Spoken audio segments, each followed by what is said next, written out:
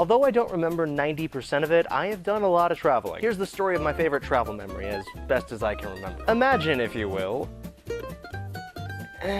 young me, I guess. My parents at the time weren't exactly tourists, they were missionaries for my church. My parents were leading a group of teenagers to help preach the gospel around the world. And since I was 7 years old at the time, I would go just find something to do on my own while we were in different countries. One time we went to this little place called Ecuador. For someone my age, going to a country where they speak an entirely different language is really kind of a twist. However, I'm young, and no one around here knows how I don't have any friends back at home, so now is my chance to be the cool guy in another country. And what's the easiest way to make a new friend?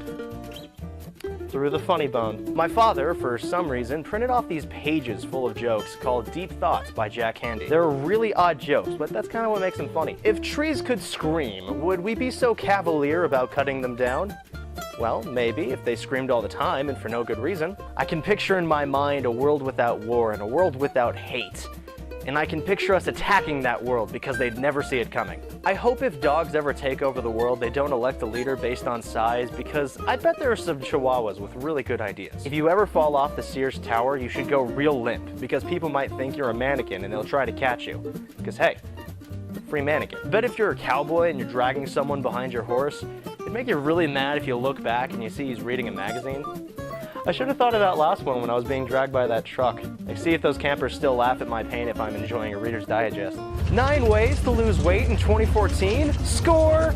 My dad had pages of these jokes, and so whenever situations get dull in Ecuador, here come the deep thoughts. I didn't quite understand most of the jokes at the time, because, you know, my deepest thought was which Pokemon to start out with. But everyone seemed to love these, so I borrowed the papers. I found a group of kids my age, I sat them down on a porch, and I started reading off these jokes. I was killing them. They were laughing at everything I said. And then my father had to come and ruin the whole thing for me. You see, all the kids were from Ecuador, which means they only spoke Spanish. My father comes up and asks them if they can understand anything I'm telling them. Nope, we're just laughing whenever he's laughing. I'm glad they told me that before I started my promising stand-up career in Ecuador. My father loves telling that story over and over because it really shows how stupid I was as a child, but there's one thing he doesn't know. What happened next? How exactly do you explain to a child how languages work? These Ecuadorians speak differently and also don't understand how we speak. To a child, that sounds like Ecuador speaks in code. And as a master of Sudoku, at that moment I made it my life goal to crack the code of Spanish so I can make them laugh. The word hello translates to hola in Spanish, so if we swap the second and last letters in a word and kick the second letter to the next vowel or consonant, by Jove, I think I've got it!